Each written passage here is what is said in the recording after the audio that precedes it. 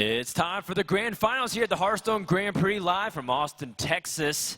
And it's going to be between TerrenceM and Chakki. Now, my name is Frodan. I'm joined by Brian Kibler and Nimsh, and us three will be bringing you guys the grand finals. It's been a long journey to get to where we are, but finally, after 200 players have pit themselves in 9 rounds of Swiss and a round of 16 single elimination bracket, only one will walk away the champion. Nimsh, being here and also being so tall and be able to see everything from a bird's eye view, how's it been watching these players and getting to this point of the tournament? It's been great. You know, just starting a couple of days ago, watching all of the players playing Swiss tournaments and fighting against each other, having fun and enjoying Hearthstone was a great experience. And obviously there were just cheers of joy and a lot of sadness as well when players got eliminated, a lot of greatness at the first tables. But now we're down to those two guys, and they had a really long way to the final.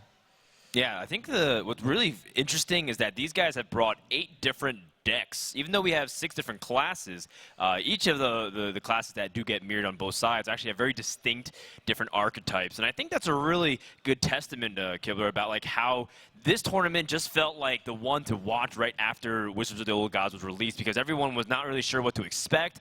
Every player had their own idea of what was good in the metagame, and they disagreed a lot with each other. But it's really cool to see such a variety that we have here in the Grand Finals. I mean, that's what makes collectible games so great, is you have the introduction of new cards, you have some of the old cards going away with the standard format. So now we see players experimenting, trying new decks, different strategies, and these two players are the ones whose strategies came up best the weekend. Yeah, and it's cool because they each have their own twists. You see that in the end they do share ideas that is generally the sentiment of the entire pro player community. So, for example, Rogue being very strong, Shaman being very good. But then you have Chakki, who doesn't play Rogue or Shaman.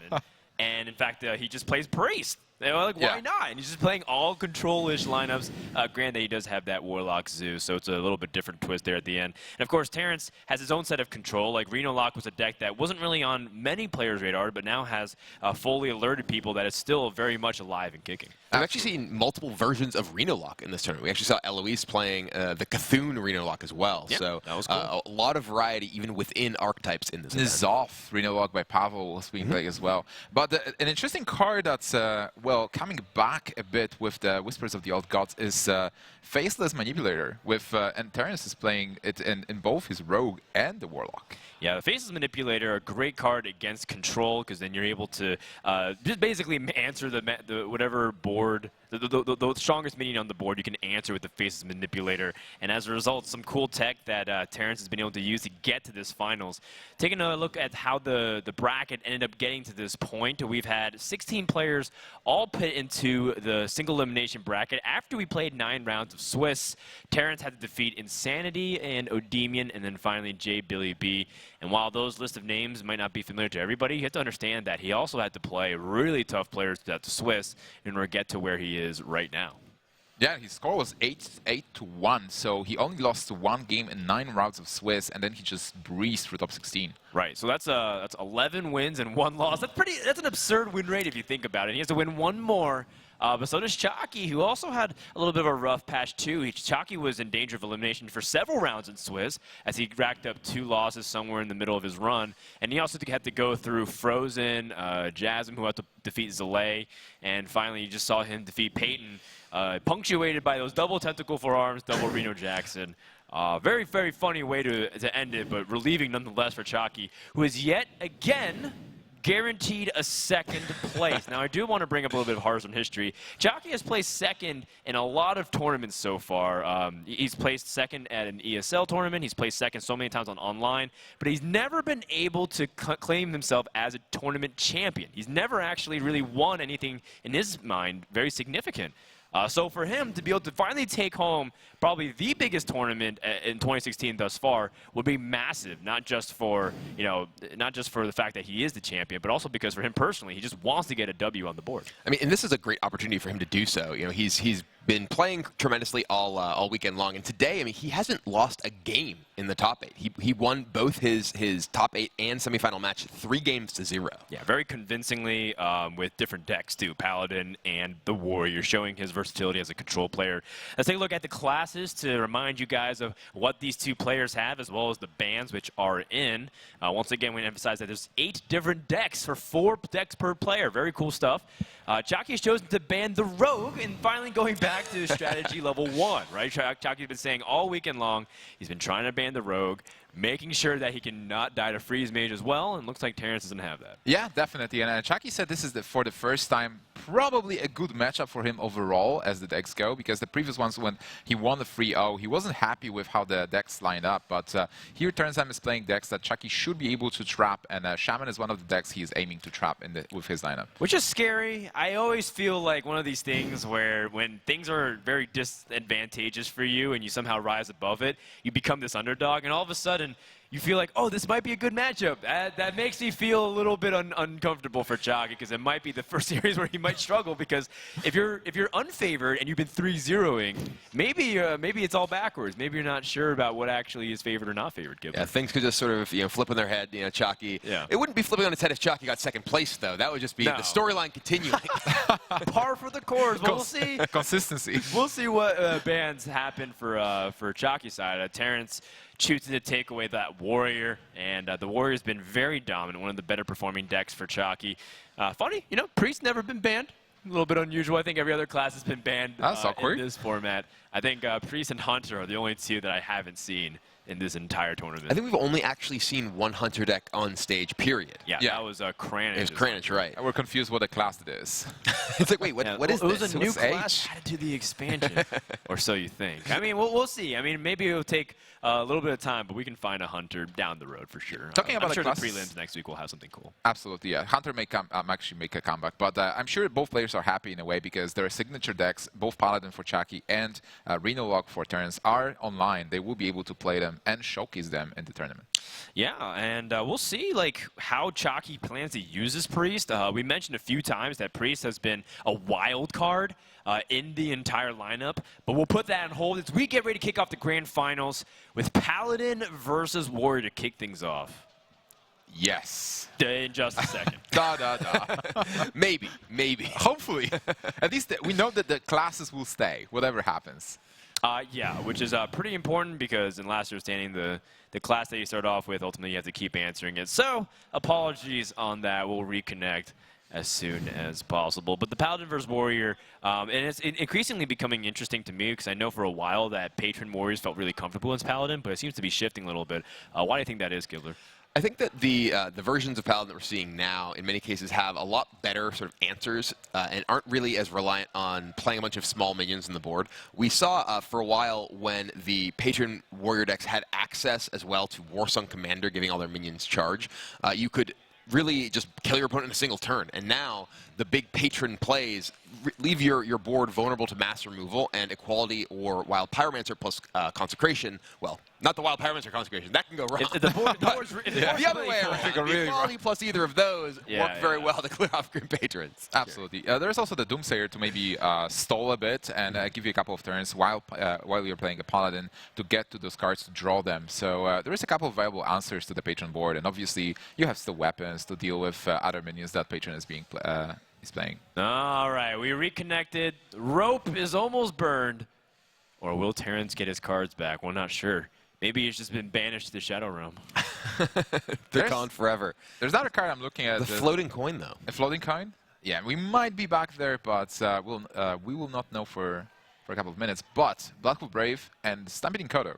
That's an interesting combination, right? Yeah, we have seen, we just saw it in the previous match, the Stampeding Kodo take out Bloodhoof Brave. Kodo has been a card that has sort of come back to prominence. It was a card we saw quite a bit in Paladin decks quite a while ago in combination with Aldor Humility to kill large minions. But now it has actual valuable minions like Bloodhoof Brave that's able to take out just by itself. Yeah, and there always is, like Acolytes and stuff. So it feels like the Stampeding Kodo feels much more reliable as a minion for removal compared to the big game hunter that people used to run all the time in Paladin.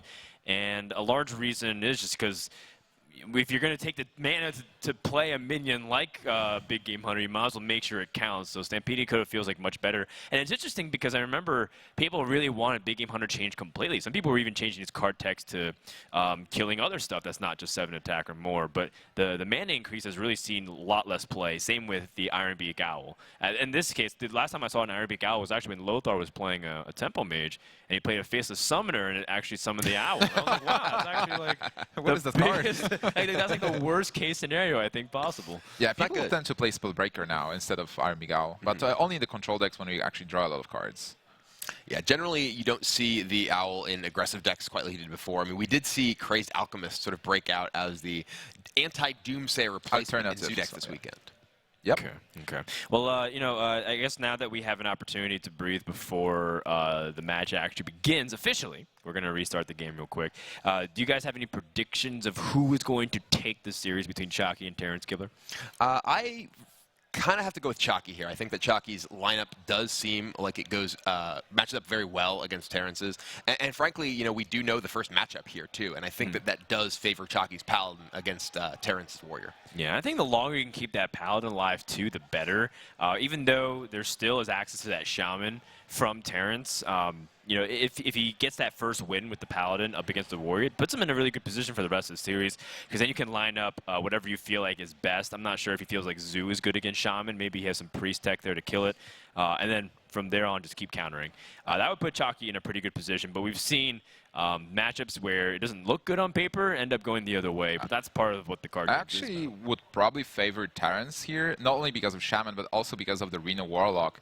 Reno Warlock being originally good versus Zoo, where you can just AoE Zoo out and be able to take control. You have Reno Jackson to be able to take care of the board. Reno Jackson versus Paladin is a tricky matchup because you have some AoEs for Nizalf. On the other hand, Chakki will be able to play Justicar Trueheart, but Jaraxxus is a card that can actually sway the matchup in favor of Reno Jackson. So Reno Jackson Warlock is a big if, and I think it puts Terrence in advantage. Yeah, I would say that Reno Lock is pretty strong, although it used to be a pretty good matchup against Zoo, but I think it's much better now. Before, the Zoo deck had so many sticky minions that it didn't matter if you Demon Wrath or Hellfired. It almost felt like the board got stronger sometimes because of Nerubian Eggs and Haunted Creepers. So Zoo's lost a lot of that. In fact, they pretty much only have Possessed Villager and a couple other Death Rattles.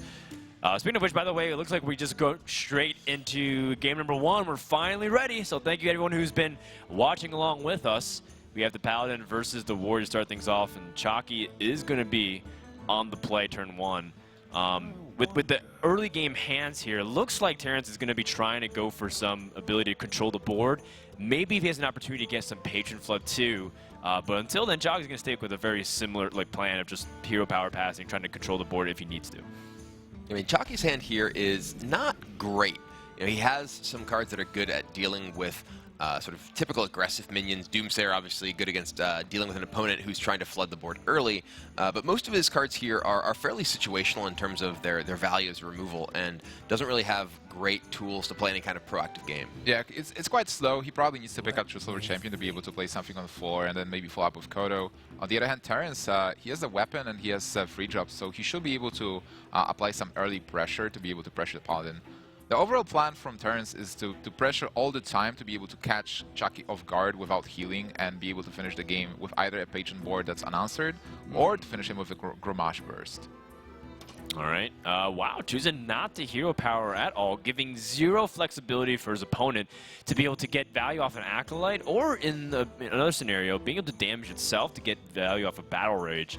Pretty advanced play. I know a lot of people might be like, well, did you just forget the hero power? That was a very deliberate move. Well, we saw earlier Billy B playing against Terrence, and he made 2 recruits. They just died, fueling a Berserker, and he didn't even attack with them because he didn't want to turn on Battle Rage. Right. So Chakki taking that one step further, I'm not even going to make the recruits. Yeah. I'm not going to give you any opportunity to perhaps coin out that Acolyte. We see it Terrence's hand, so very heads-up play from Chakki. Yeah, and I mean, Terrence didn't have it in the hand, but it's not like Chakki knew that anyways, because he knows that he's on the coin. Therefore, he could push it out. So already some pretty nice advanced moves. coming out from our player from Indiana. Terrence just going to push out the Frothy Berserkers, the most aggressive move that he can make. And he's got a lot more power, too. You got a second Frothy Berserkers, and those things can go wild no matter how many humilities you put on them. Yeah, absolutely. But there is a True Silver champion for the next turn for Chakki, so that's something at least to work with. Do you play Doomsayer now? I think you're not going to find many opportunities that Doomsayer is great in this matchup. There's the risk of your opponent having just a board that can kill it, the risk of executes. I think that potentially offering the exchange of Doomsayer for the Berserker and effectively for your opponent's third turn because they can't actually play another minion is a good opportunity for Chakki here. Yeah, it makes sense. But you definitely need to think about it because there are some buffs, and if it's super easy to just lose the Doomsayer, it might not be worth it. Yeah, he's going to go ahead and play that here. So Terrence doesn't have a great way to deal. Actually, with the Ghoul, it would be +3, so not enough. Or +2, rather. Well, yeah, it'd only be +2, right. So the Frothy Berserker goes up to a 4-3, and that is just outside the range. Yeah, Fiery War Axe could attack, but that it. only gives +1 to the Berserker, so he'd still be 1 out of range. So Terrence, it doesn't look like he has any way to actually deal with this Doomsayer. So definitely attack face with the Berserker then. Just ignore the Doomsayer, but what do you do with the rest of the turn? You can play Fire War Axe, and normally you use the weapons to attack into minions to keep board presence. And this is another ignore my hero power even existing. Terrence here, you know, sort of the opposite of what we were talking about earlier. He doesn't want to gain armor because he does want to trigger Battle Rage. Yeah. And that's because he needs a lot of cards versus the control matchup. Whoever has more cards is going to go through, right? Maybe they just have a next level play. Just a gentleman's agreement not to use their hero power ever. Which is like, fine. all right, I don't mind. Class identity let's is just overrated.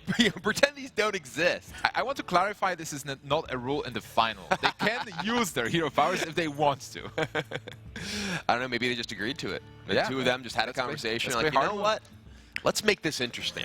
Well, what is interesting to me is that Terrence had the choice of equipping the weapon and then not doing anything. He just floated 3 mana straight up. Yeah, that was a little surprising to me as well. Yeah, and I feel like I can totally understand not wanting the hero power because of that.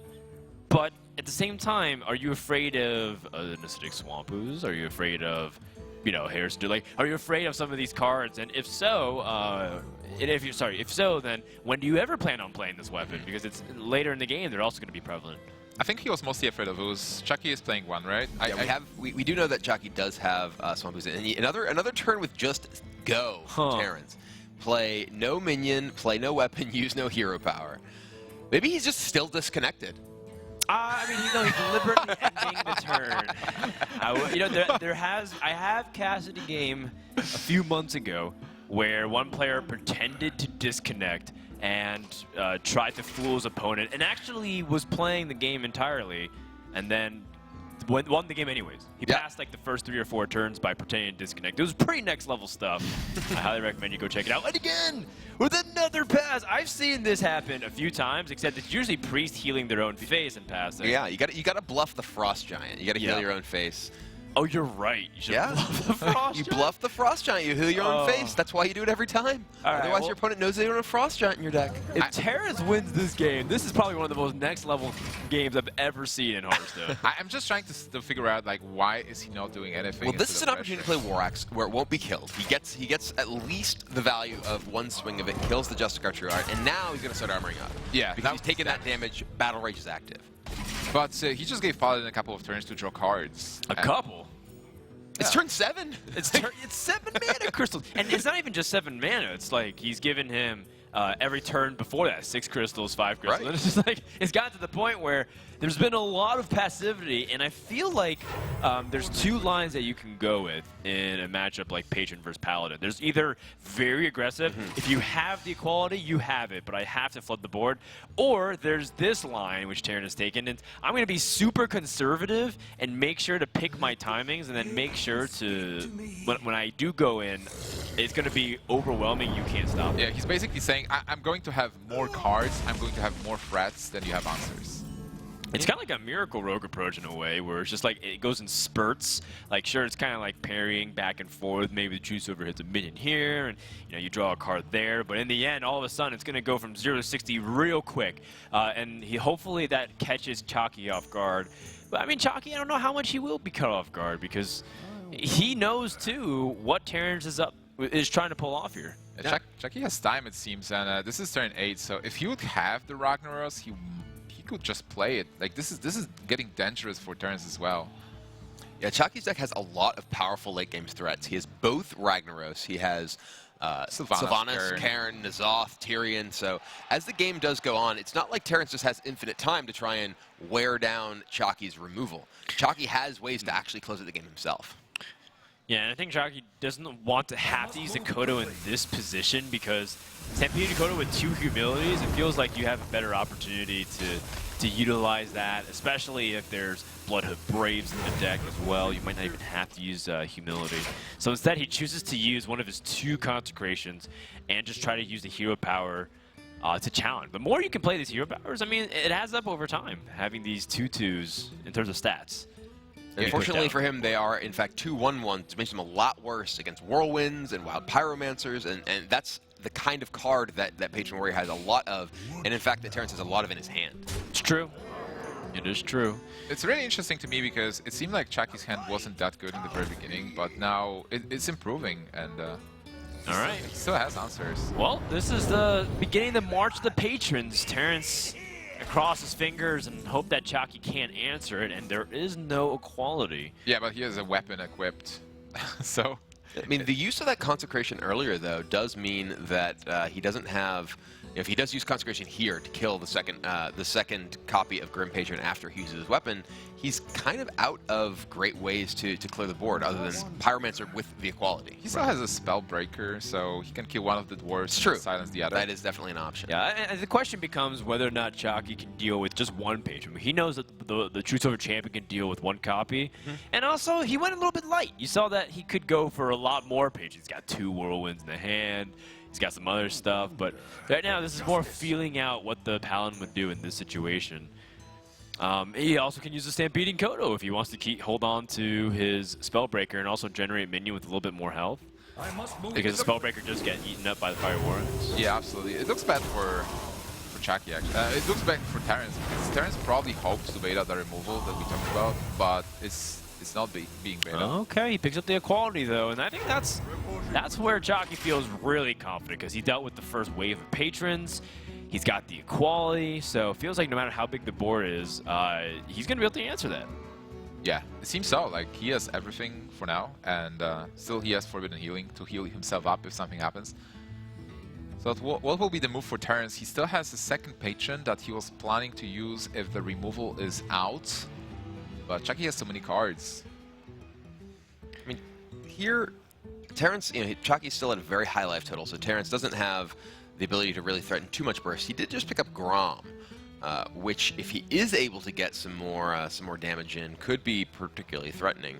I think that what he wants to do is leave Chakki in a situation where he's forced to use a lot of his mana to react to the board, and doesn't necessarily have enough left over to actually heal himself back up to deal with a big burst of damage from Grom. Well, if he's doing that, he's taking a very passive route to do that. I was looking at maybe he could get aggressive to some degree, but he doesn't have the core Chron Elites. The best aggressive move he could have made, well, short of just gromming right now, is to play a Frothing Berserker and try to load it up. But he knows that with that True Silver Champion, it's just not a very fruitful play. Right. And he needs that Frothing Berserker to be able to challenge more than just that. Yeah, especially with Humility's other Peacekeeper on the other cards that can just reduce its attack back to 1. It's really tough. There is a core Chron pickup. Yeah, it is direct damage. I think for now, though, now that he has an actual target to slam, we'll start off with that and see what he draws afterwards. I have to imagine it's also a prime candidate to just get the weapon axe here.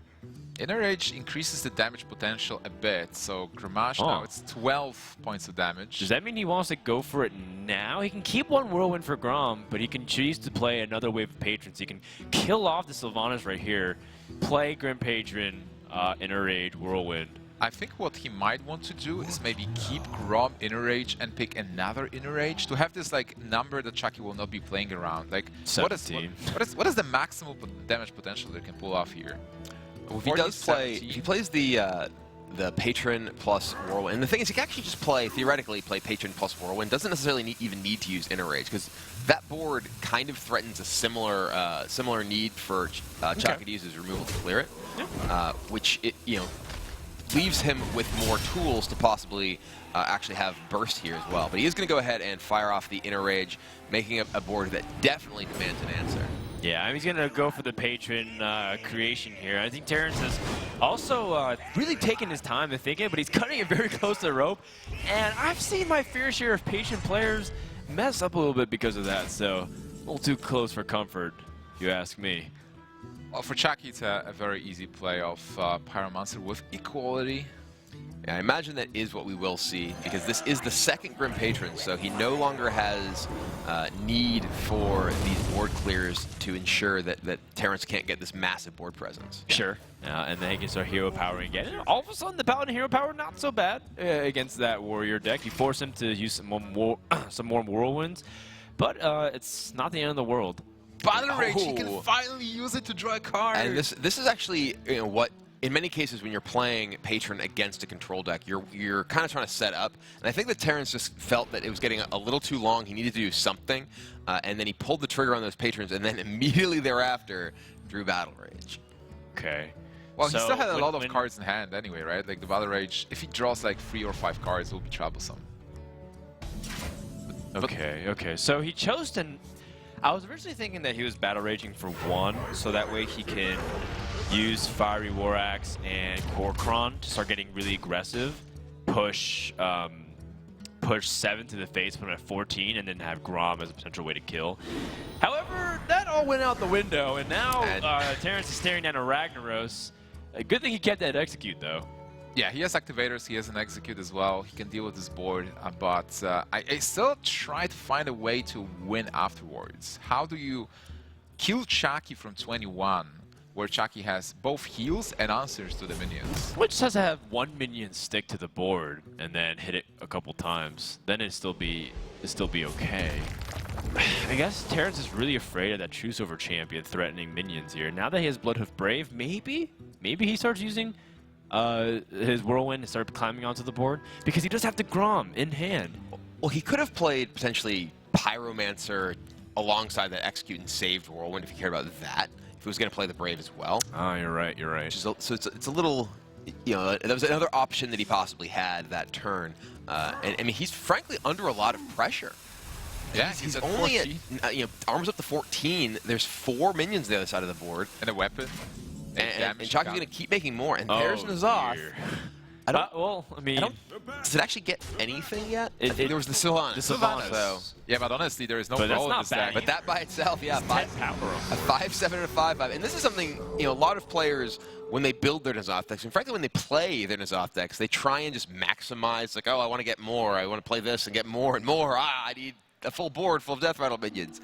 Just this is very powerful for 10 mana. Yeah, definitely. And I think this is one of the misconceptions when N'Zoth was first announced. Like, people thought that you have to build the Death Rattle decks with a lot of Death Rattle minions. And 1 or 2 minions are mostly fine if you get them back. Works here for Chakki. He takes the first game against TerrenceM. And that Paladin deck, that's one that we think is probably the strongest for this particular matchup against Terrence. Yeah, and I mean, we expected the Paladin to be able to win, but I gotta be honest here. I expected the War to put up a bigger fight than that, and I felt like there were some tools, and I think Terrence took a line that he was trying to be really conservative and pick his spots, but unfortunately, the 2 Patron attempts just got swatted down, so he went back into hermit mode of just like, all right, I'll conserve, and then forgetting that, oh, what if he just plays a big threat on the board like N'Zoth? I just can't actually answer that. So a little bit, it didn't work out. It didn't work out, to say the least. But we're going to green number 2. Terrence will immediately try to shift gears and try to send that Shaman in to take out that Paladin. I expect he'll play this game a little bit more aggressively than the last one. Probably no just saying go. Is the Lava Burst to give you an indication of that, or no? But yeah, he's debating exactly what he wants to keep in his opening hand. Argent Squire does give him a little bit of early aggression, but the 1 power, not a ton. That card's generally at its best against other minion-based decks where you can exchange with, say, villagers and whatever else. Yeah, but it's not terrible Healthy because, like, if you get a bad hand, let's say, with a possible Flame Tongue Totem, I'm not sure if he's playing 1 or 0, probably 0 in aggressive version, but it can save some boards. And he's definitely looking for Totem Golem and Trog.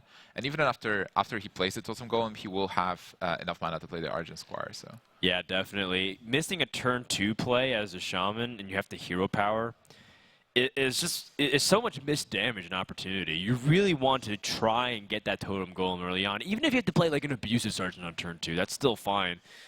That is not exactly what Terrence is looking for. I mean, Doomhammer is pretty cool, but I mean, we do know that weapon removal exists in Chakki's deck, which is pretty scary. yeah, it's actually a slow hand. Like we've mentioned, Totem Golem, a Sentinel is a possible turn 2 play if you want to pressure a bit. Ancestral Knowledge can get you some cards, but this is not what you want to do early game. Like early game, you want to pressure the Paladin. And the Paladin deck has so much removal and so much healing, and that the way that the Shaman will be able to generally win is by getting ahead early on and keeping that pressure on, and eventually bridging that into Doomhammer, burn, kill you. If you're not able to get that early pressure on, it can be very difficult to climb back into the game if the Paladin is able to get into a good spot. Yeah, but there is still obviously Doomhammer and double Rockbiter, which just changes games. Like you can be losing, and suddenly a 16 damage swing is actually very big. Chakki didn't find a Doomsayer. Doomsayer is great in those spots versus aggressive decks early game. If you can just play it, even if there's like a great opening, sometimes there is no way to kill the Doomsayer. Yeah, so Eternal Sentinel just for the body, 3-2 here for Terrence on turn 2. It does allow him to get a little bit of pressure on at least. Yeah, and like we said, the value of having a 2-mana minion, which is normally 3 damage around there, 2 to 3 damage, it can't be like understated. You can do 6, 9, sometimes even 12 damage if your opponent can't respond to it. And the only bad scenario is if they end up playing like a Doomsayer and you can't answer it. We've seen some players have that problem. They play like Totem Golem and then Doomsayer comes out and you're like, well, I'm 2 mana locked. I only have like Flame Juggler. That is usually the worst case scenario. And so for Terrence, this is actually a pretty good opportunity for him to finally get some damage on the board. Yeah, definitely. He's still looking for something on turn 3, but Chakki is thinking about Humility. What do you guys think? I think Humility makes sense. Like he can also coin Aldor Peacekeeper to do almost the same thing and have a minion on board, but then he's losing the coin, which will be really good for Stampeding Kodo, and Aldor can be answered easily. Just decides to go ahead and use his hero power. He does have Pyromancer in his hand, and combined with Pyromancer, that 1/1 actually matters quite a bit. His opponent has effectively two health minions. There's a Divine Shield 1/1 and the 3/2. So he does have the possibility of actually just using that effectively as removal in the next couple turns. Yeah, it's a tough turn for Chakki. You're really thinking about how he wants to spend his life total as a resource, essentially. It's very clear what the Shaman wants to do. He just wants to keep bashing Chakki until he has 0 health. Chakki, in the meantime, has to play this dance of like, well, I do have Forbidden Healing, and I don't want to lose my coin. How much life can I realistically give away? And with that Hunter hero power, it's not going to be that much more. I mean, it's a really scary thing for Chakki to stare down right now. Yeah, that was a great discover for Terrence off of Finley there. Definitely significantly increases his potential damage output over the game. Yeah, definitely better than totems that just die to Consecration and don't do anything else. So we can see probably a lot of hero powering from Terrence this game. Oh yeah. Normally Shaman is an aggro Shaman, not totally happy to use their hero power, but now Smork. Yeah, total Smork. But then his hand doesn't look that great with just Trog and Argent Squire. Even though Trog can be buffed by the Doomhammer being played, I think Chakki will prioritize. I do like this Pyromancer play to just address the board. Do you want to heal or do you want to part ways with the Humility? It looks like he's just going to go ahead and heal himself. It does let him play a Solemn Vigil for free because he kills his own minion and completely clears the board. He's got answers for 7/7s for days. Oh yeah, he is not afraid of Flame Wreath Faceless whatsoever with this hand. At all. I like this play, by the way. Just clearing the board early, it's really good. As a control deck, you have to spend resources to be able to stop the damage because in the late game, you will be in a better shape. I do like drawing cards as well. I think Chakki's realizing his hand was it's so hard to be able to pull off a Solemn Vigil because he did have the consecration, but it wasn't exactly clean, and he doesn't know if he'll be able to pull off a good consecration later because the minions, like, there's no more totems that are coming out, so it's not like the Solemn Vigil will get easier to play. So I felt like that was a pretty good opportunity that Chakki took there. Consecration is also quite a bit worse against Shaman compared to a lot of other minion-based decks because it does have higher health minions. There are the Totem Golems, Tunnel Trog, Feral Spirits. All of those survive Consecration at base damage. So. Which is so weird because in a vacuum environment, similar to like Arena, for example, Consecration is like amazing against Shaman. Yeah. Oh, but there is Doomhammer number 2. Not necessarily what you're looking for right away, but this does give Terrence a lot of damage right now, and crucially also brings his Tunnel Trog out of the range of being able to be killed by that Stampeding Coda right away. Yeah, but Chakki has an Ooze in his deck, so he will be looking for that one, but it doesn't have that much time. Yeah, at least Terrence is doing some damage here. And, you know, the second Doomhammer is at least insurance in case the weapon removal did come. Then maybe he'd be able to play at least another Doomhammer. But he's got a lot of damage, and Chakki does have some plays, but they're not pretty. I mean, the Stampeding Kodo just deals a single damage to the Argent Squire. Essentially. It's worth noting, too, that Chakki has already played one copy of Forbidden Healing. Yeah, exactly. Terrence's ability to get a lot of damage in here with this Doomhammer, the 2 Lightning Bolts in his hand, the hero power, you know, this is going to be difficult for Chakki to come back from just the sustained damage over the game. Absolutely. Even though he has some taunts and humility, this is a lot of damage coming from Terrence, so how do you pull the trigger? You can still attack with the Doomhammer into a minion and then finish it off with the 1/1, but you might just go face with everything. Flame Tongue here, too, allows him to potentially trade up into the 3/3 with his Argent Squire, as well as Protect the Trog. Continue to use his hero power. Yeah, Protect the Trog. The Flame Tongue is an excellent victim for the Stampeding Kodo, however. It is true, but it's so close to just like you want to rush your opponent. You could do 12 damage to him this turn. He already used the Forbidden Healing as well. I kind of like. I don't know. Like you have 6 more damage in hand and the hero power of Hunter. I feel like there is a case for going face. You could potentially Lightning Bolt the 3/3, and I think this is what's going to happen. Yeah, Lightning Bolt the 3/3, Lightning Bolt the face. To increase the damage. I think you may see him attack the 1/1 with his Doomhammer to protect the 3/1. I like it. Or he could just go face with everything. I like the case for face. I just think we just want to do a lot of damage. Put him down. Use that Hunter hero power as much as you can, and just threaten to end the game. Push the Paladin out of this game right now. It's only turn 6, and you have to kill the board, heal yourself. One of the Forbidden Healing is already gone, and he's killing the Totem, but there's so much damage coming anyway. I mean, this is a terrible position for Chakki here. He's down to just 11, facing 6 repeat damage between Doomhammer and the hero power. And you know, the Abusive Sergeant not making things easier. Yeah, that's 1 damage off, I think. Right now he has 2, 4, 6. Yeah, he has 10 damage, 1 Yeah. damage off lethal this turn, and Chakki has no healing in his hand. Yeah, unless literally that card is Reno Jackson and it was able to activate next turn. I think Chakki is done. Because here's the big problem. Like, sure, you can spend your entire turn healing with, like, Forbidden Healing, but how long will that keep you alive compared to what can just follow up? Not very long facing those weapons. And There's Chakki's going to concede, so TerrenceM with his Shaman deck takes down the Paladin. Yeah, Alright, this is something we predicted in a way, that Shaman is one of the decks that can shine for Terrence. The other one is the Reno Warlock, but he might not even have to use it.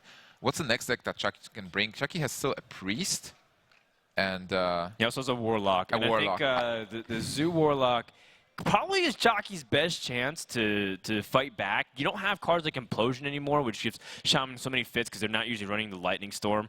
But at the same time, you do have some things that are really good. I mean, the fact that Flame Imp and the Void Walker early on still prevents a lot of problems, or provides a lot of problems for the Shaman to overcome, and you can still abuse the charge to trade up. you have Defender Vargas. It will be Priest, though. Chakki goes to his Priest deck for his Shaman Slayer here. Wow. Okay, here's a question. The jockey's already asking it. What do I keep, if anything, in this hand? Shadow or Death is an answer to that 4-mana 7/7 if it came. It also can take out Tunnel Trog in the worst-case scenarios. But, I mean, it's just kind of like insurance here. You're willing to forgo some earlier plays because you really want to have that answer in case your opponent drops It that kind of bomb. looks Look at like the Terrence's worst hand, case though. scenario. Look at Terrence's hand. Double Trog He has into double Ancestral Trog Knowledge. Ancestral Knowledge here. This might be the worst case scenario when you want to Shadow or Death a Trog. I mean, Chakki, he has the Excavated Evil that he is choosing to mulligan here, and that's one of the better cards in the matchup, though not necessarily something you want in your opening hand when you don't have the coin in particular. Because having to wait until turn 5, probably better to have some earlier game cards that you can fall back on. Yeah, I think he just wants Shadow Word Pain or Cleric. Those are the only 2 cards I think that are eligible for mulligans. Soul Priest and Arcanine plus the Circle of Feeling is also all right. Yeah, one Shadow Word Pain is immense. It halves the damage of these Tunnel Trogs that they're going to do. Imagine if he picks up another one. Entomb is not what he's looking for, however. No, I have been forced to entomb. Oh, I have one too. Drop I have too. I've entombed a Tunnel Trog, and then I was like, okay, I just need anything this turn. I do Tunnel Trog. Yeah, I've entombed Secret Keepers before. Didn't help much. Then. All right, well there it is. Double Ancestral Knowledge. If those Trogs are there unchecked, they will deal a lot of damage. One of them's getting checked this turn by Shadow Word Pain, I'm sure. Yeah, it's a solid play. Yeah, there's too much threat with the Tunnel Trogs. If you cut the damage in half, it all of a sudden becomes manageable to a certain degree. Sure, you Ancestral Knowledge, but you took your entire turn to cast it. But the problem is the rest of the hand is actually bad. What do you buff with Power Shield? You will have to just heal yourself for a couple of turns unless you pick up something to play. At least not something that Chakki can really make any use of right now. Likely going to see just a heal self. Classic early game priest. Sure, but the nice thing is that Shaman is also overloaded for 2. So it's true. Worst case scenario is an Abusive Sergeant, that's the most damage, and then of course there's Serpently Murgleton and an Argent Squire, which are a little bit weaker, but more durable. But Shaman has a good start, so we'll see how it goes. Elise, a solid play, as mentioned. Then there's the 7/7 Flame Briefed. Yeah, I mean, we did see Chakki debate keeping that Shadow Word Death in his opening hand, and Terrence has exactly the reason why, which not only is a 7/7, but also buffs the Tunnel Trog big enough that it can potentially kill Elise. Is the Faceless the play here, though? Because maybe you can do something else like Flame Tongue and take care of Elise. Flame Tongue Lightning Bolt is a plus another Argent Squire is a totally reasonable possible line of play this turn as well. It prevents your opponent from having any board to contest your own, and does push a significant amount of damage as well. It opens you to Excavated Evil, though. So it's true. Like you have to right now think what is the card that Chakki kept in his hand, or like he got after it mulligan. Do you play more around Shadow Word Death, or do you play more around Excavated Evil? I like it. Did not miss damage to face. Chakki does have Powered Shield, so he can suit up Elise here so it can survive tangling with the Tunnel Trog. Oh, that's funny. Map already. He really wanted to get Arcanine Soul Priest. Or Shadow Word Death. Either of those would have been great. He still can also fish one more turn, or for one more draw, excuse me, with another Power Word Shield. And if that hits the Shadow Word Death, then Chakki honestly is not in that bad spot at all. Yeah, just kill the Trog as well. He might be debating just whether he needs to play Shifting Shade this turn for board presence. Yeah. Because he does choose to go fishing with Power Word Shield. He will not have enough mana to actually deploy another minion on the board. It's not terrible because he still deals with the Trog right now, right here, and Elise stays on board and is not threatened by the 1/1. And you do have that board presence with the Shifting Shade. It's not threatened right now, but it is potentially threatened by either Flame Tongue or Lightning Bolt or anything like that. Oh, he's just going to go ahead, find the Excavated Evil. It looked kind of like purpley. I wasn't sure. It was similar looking, but it wasn't meant to be. The Excavate Evil, another card that can be pretty useful, but for now, he's just going to pocket it. All right, well, only 3 mana for Terrence this turn. Pretty uncomfortable. Well, you can still go face. Can always go face. 12 damage to face with the How much damage does he Flame have? 15 face if he wants to. But it's still right to just evolve minions and use the Flame Tongue a bit later. He's gonna go. Yeah, it looks like he's gonna clear off Elise. He doesn't want to run the risk of that Elise potentially getting, say, healed with and nor sure finding Chakki an answer to the. Oh, but there is Soul Priest. So close. And this is. Yeah, he's 1 damage off actually be able to kill the 7/7 with Arcanine Circle and Ping. So now he's just going to entomb it, but now there's 3 more damage on the board, and that adds up. I mean, sure, 3 still feels far away from finishing out 14, but with Flame Tongue and Argent Horse Rider. 7 plus 4, 11 damage. Yep. So 3 damage off. Sneaks in the Horse Rider between his minions after attacking. So Chakki down to just 3 life here. Flash heal, that's a huge draw. Yeah, Flash Heal allows him to clear the board and stay alive, but Yeah, is it enough though? Because it's very close still.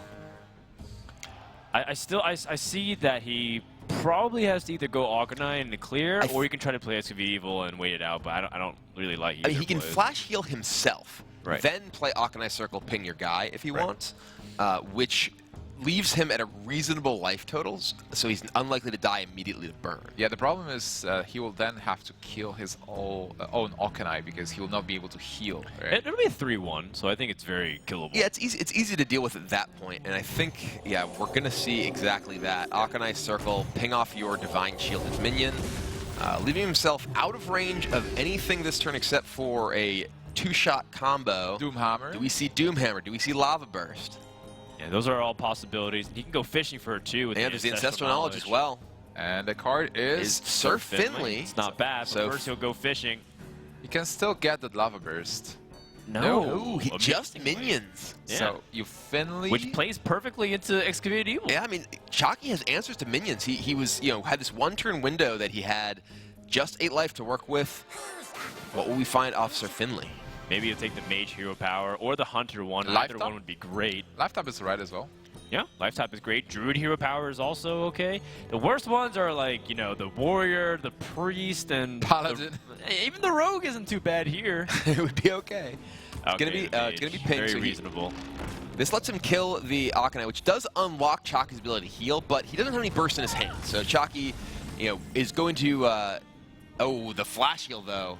He can sustain. That is going to give Chakki even more breathing room. Yeah, more time.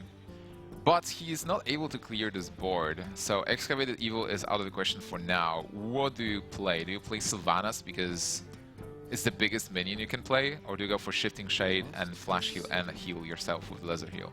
It feels like if you want to be really safe, you just play the Shifting Shade and Flash Heal yourself. You go back up to 15 health. Even a Rockbiter Doomhammer can't kill you at that point. And I think your goal is to survive. Sylvanas might not even steal a minion. Rockbiter based off the Doomhammer way actually would things are going. exactly kill him because of the hero power. Oh, right, the Mage Hero Power. Well, he may be overloaded, so that might not be true. Yeah, he is overloaded from the he would be Ancestral overloaded. Knowledge. So he only had 5. He has 5. Actually, can't even Rockbiter. Oh, Yeah, there's he the has- Doomhammer though. Oh, yes. okay, so that's what He he does was not have banking on. Rockbiter. He has everything though, right? But Yeah. he doesn't have enough mana. No, he has the more. No, he has the ability to heal. Oh, he hero does. No, you're power. right. Yeah. You're right. He just had enough that in his Exactly. hand there. He needed the Flash Heal and he died. Yeah. Yeah, So, so, Chakki- that's going to wrap it up. But, I mean, Terrence getting a Game 3 win over Chakki is just massive because I don't know if Chakki can answer the Shaman. And for so long, he's been talking about the fact that he's okay dealing with Shaman. He just bans the Rogue and makes sure he doesn't have to deal with it. But Shaman's another problematic class, and for good reason. Now you can see why. I mean, Terrence was even talking about the same strategy as other people. They didn't really practice Shaman that much. He just thinks that he brings Shaman because he's expecting to get banned. But now that he's able to play it, that's 2 very big wins, and now he's 1 game away from becoming the DreamHack Grand Prix champion. Yeah, Shaman finally unleashed, and it actually reminds me of people who try to counter Patron. Like a lot of people try to bring lineups to counter Patron in the previous metagame, and they failed many times. So Shaman might be the new Patron. Like the deck, when you try to counter it, it can surprise you and just go 3-0. Yeah, well, if there is a deck that is good against aggressive Shaman decks, it is Zoo. Zoo typically does cause these decks to struggle because it tends to have stronger early game plays and those minion buffs to take out the bigger minions that the Overload Shaman deck does play. Yeah, the kitty clubs come off for Chakki. He's like, all right, I've been playing slow decks all weekend. Let's bust out a little fast one. Let's see what Chakki's got here. Now, Zoo against Shaman has definitely struggled a lot more in recent times because of the loss of things like Implosion, but you still have ability to win the game. I'm guessing Chakki still has Sea Giants. I'm guessing that he still has the ability to Defender of Argus and present these big walls that he can't get past. But, I mean, if you just look at Forbidden Ritual versus Implosion and Dark Councilman versus some of these other like Biggie Stick Death Rattle minions, it just doesn't really line up to the old Zoo, which was favored against the Shaman. Yeah, it's all about the early game, and we can see no Trug for now for Terrence. Argent Squire, though, is pretty alright versus Zoo, and Feral Spirit also, just to have more power on board and be able to deal with Dark Peddlers and a nerfed Juggler. Argent Squire is a good answer to a lot of the early game plays, but not Flame Imp. It does trade over 2 turns with Flame Imp if it doesn't get, say, Mortal Coiled, which Chakki did just draw, but it can't answer it right away. It's an interesting choice to put into the Zoo deck deliberately. I haven't actually seen Mortal Coil be put in the list in quite some time. And I think it's a nod to show that like he might use Zoo to counter other decks that play Zoo-ish styles, like pretty much that, or even just like be able to keep up with Paladins and push them out of the game. All right, so Totem for Terrence. Healing Totem not really all that impactful on this board. Yeah, not using Lightning Bolt because he wants to play Feral Spirit on turn 3, so he doesn't want to overload himself. Is going to present the possibility of the 2-turn trade, but Chakki does have Mortal Coil to prevent that if he chooses. I think it makes sense to coil. You can play Abusive still after that and deal 5 damage to face, or even just kill the totem to avoid the Flame Tongue. Yeah, I think controlling the board against the Shaman player is much more valuable. Now that you drew the Possessed Villager, I think that gives you another reason of why you should probably play more board-centric. Yeah. Because then you can pick up better trades with Abusive Sergeant. You can play Knife Juggle before that. You might even get like an opportunity to juggle, which will certainly present itself with the Feral Spirits. And this is the opening that Chakki was looking for. Zoo just needs a little bit, and they'll run away with the game. Yeah, he also got Defender of Argus, which is a great card in this matchup, especially if he has the board control, and it shouldn't be difficult from this perspective. Another Juggler picked up by Chakki.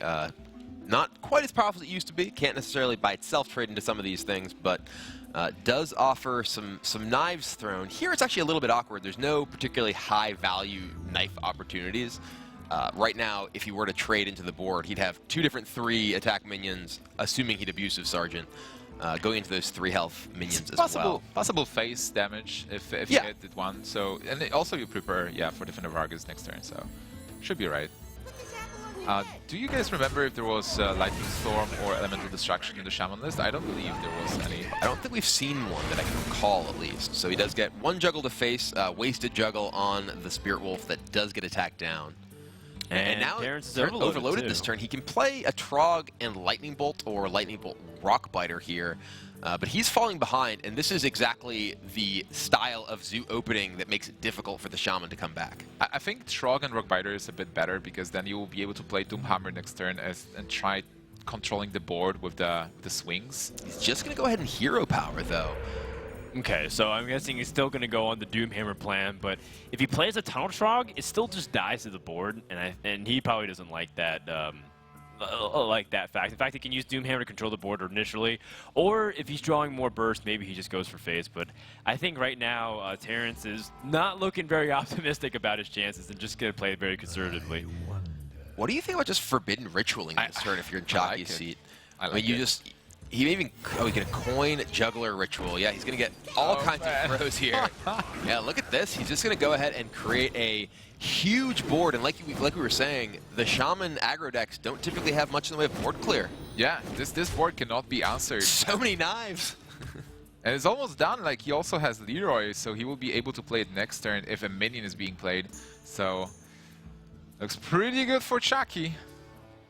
Did Chakki miss a damage? I think he could have traded the 1/1 and then summon an extra 1/1, which gives him a second juggle. I don't know. It really does. I don't know if it'll end up mattering, but in some of these scenarios where both decks are rather aggressive, you do try to squeeze out every point of damage. He had 5 total mana, so he coined, played a Juggler, and so he only was able to make three tentacles. Yeah. He had 5 total mana, 5 total mana spent. Right, so no, he right. did that right. Yeah. I was just counting it as like if you could squeeze in the 4.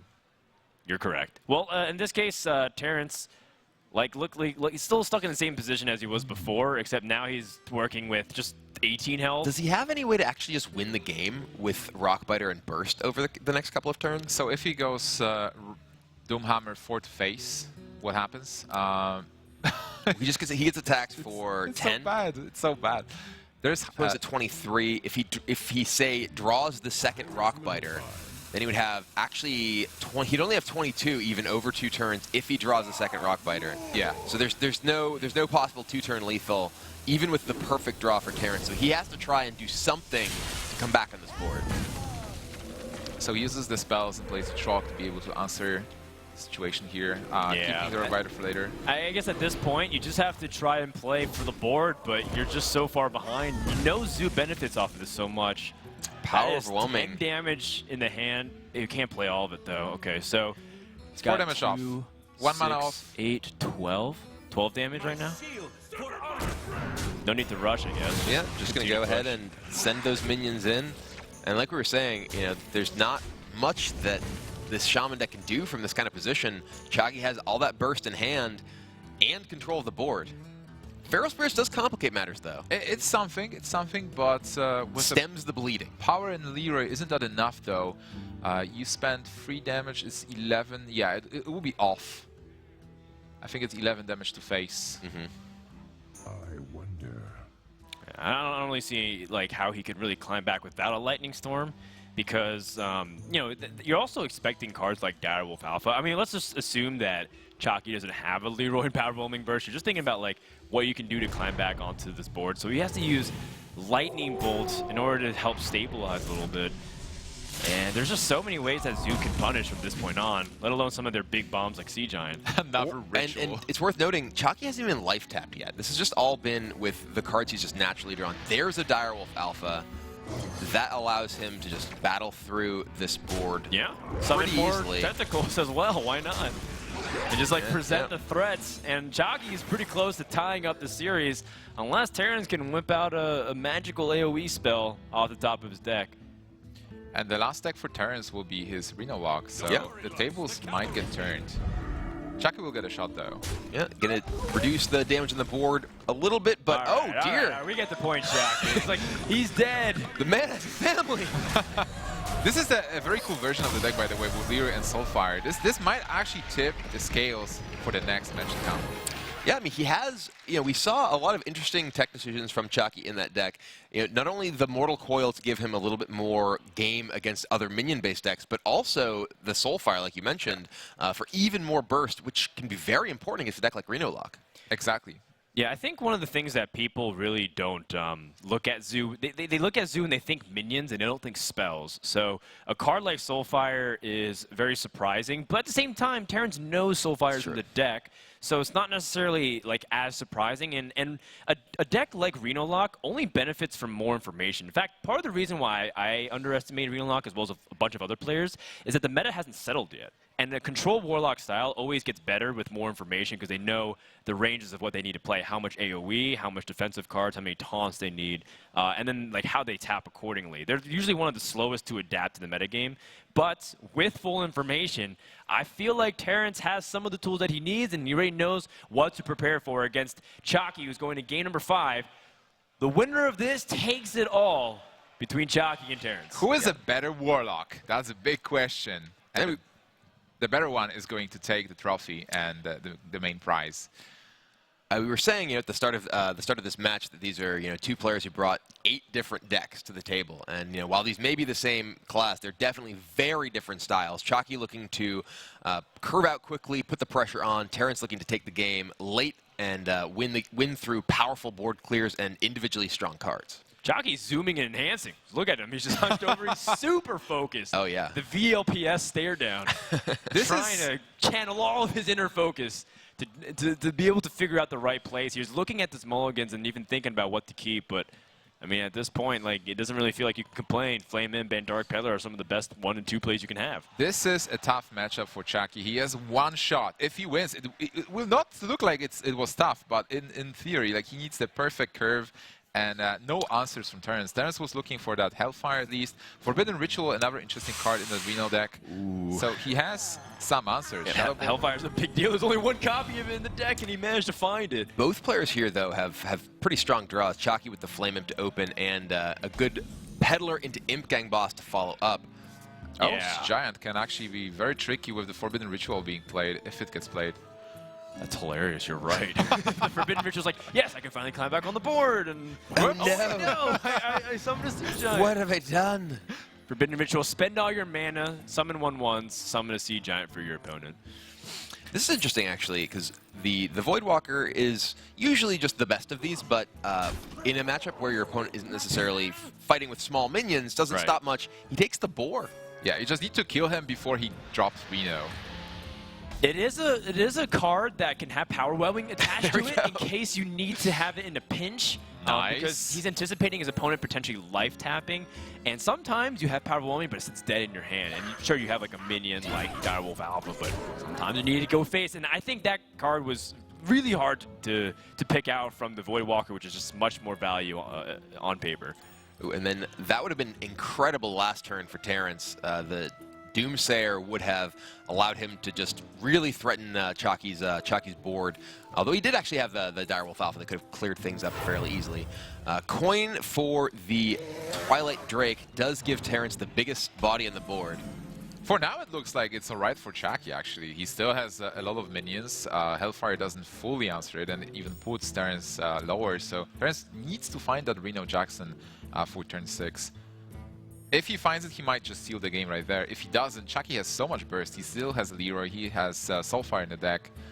And now a Flying Pig. He's got Boar Power Overwhelming, the classic burst kill. Yeah. I mean, he sees the Soulfire, he sees the power whelming coming, but does he see the Boar? I don't know if he'll play around it. It'll be hard. But one thing for sure, though, is that Terrence knows that that's a Peddler card. So you sometimes assume worst case scenario. What if he has another power whelming or another Soulfire? Shifter Zarus. And then Shifter Zarus is a possibility. It could be anything. It could be a boat. That is a sick reference, man. 10 out of 10. All right, well, he's just going to use the power whelming now. Does he push the board for 2 more damage?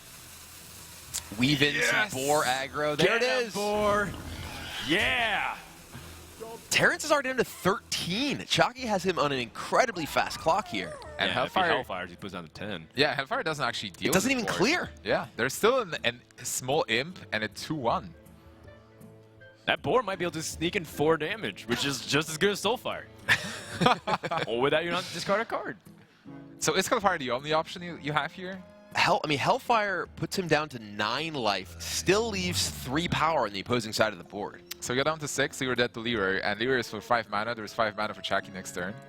I mean, but at the same time, Terrence doesn't really have. He takes as much damage if he doesn't Soulfire. Yeah.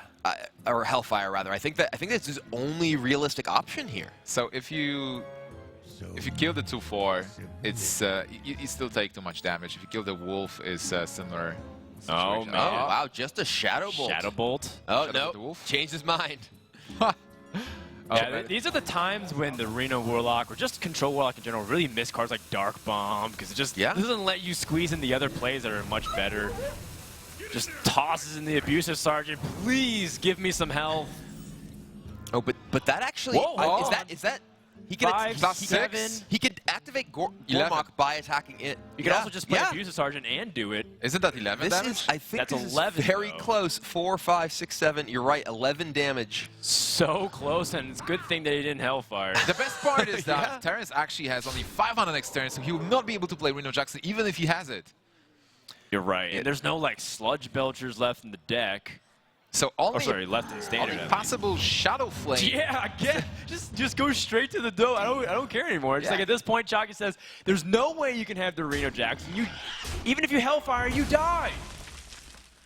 So is there an out? Big Game Hunter is not it. Terrence, just 3 life to work with. Oh no, Terrence came so Hellfire. close, yet so That's far. Chakki is the champion. Chakki becomes the DreamHack Hearthstone Grand Prix champion, finally securing his first big tournament win after years of getting 2nd place and all those silvers. He is the one taking home the trophy, and what a big one that is. And with an aggro deck.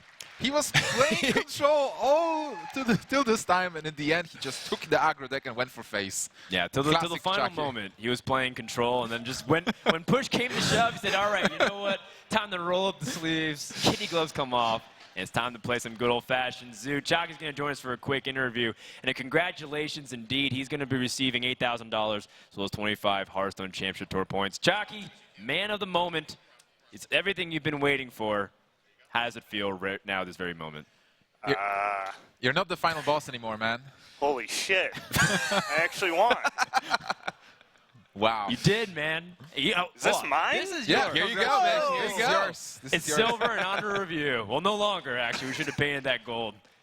Dude, congratulations, man. You actually won, and you did it playing things that people weren't really expecting, but in the end, you also went to the trusty zoo. What's going on through your mind right now, man? I don't know. This This has never happened. Yeah, it feels good. Do you feel vindicated from the naysayers, the doubters, people look at Chakki and they sometimes think, you know what, I've been picking him a long time. I know a lot of people actually used to write in those threads and social media like, Chakki's going to do it. This is his tournament. This is his tournament. And finally, it's come here in 2016, even though you've been competing for years now at the highest level. And again, do you feel vindicated, like validated after all this time competing? Yeah, I mean, after the regional championship when I went 0-2, I mean, I went in really confident. And it just didn't happen. And I think after that, I sort of just accepted. I was like, okay, you know, I'm not like going to quit or anything. I'm going to keep playing, and it'll probably happen eventually. And then it just happened to be the next event I played. Yeah, I mean, I did hear whispers of that. I heard there was like frustrations on your end. You weren't sure if you're going to keep competing in Hearthstone for a while, and it was just like really difficult to get so close. And of course, in the end, even though we saw you casting even as most recently as last weekend for a major tournament, you come into this firing, guns blazing. How do you keep persisting throughout all this time, even though you've been burned so many times getting close to that gold? I don't know. It is pretty hard. I mean, losing sucks, especially getting like second. That's, you know, people say like that's the worst place to get.